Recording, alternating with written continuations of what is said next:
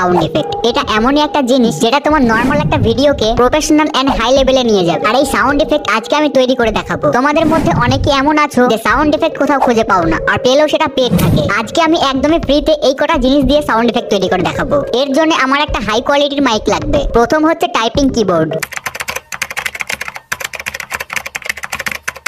second হচ্ছে typing mouse,